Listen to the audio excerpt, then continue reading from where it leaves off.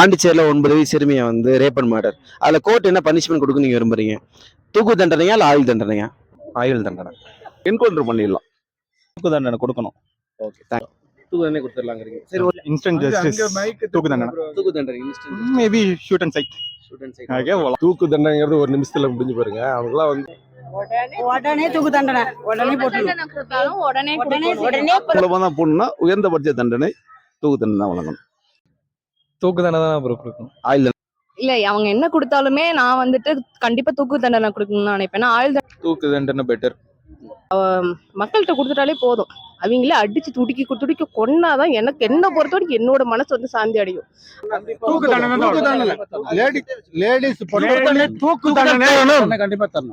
தண்டனை கொடுத்தாதான் அவனுக்கு கரெக்டான இது கொடுக்கும். தண்டனை ஆயுள் தண்டனை கொடுக்கலாம் ப்ரோ.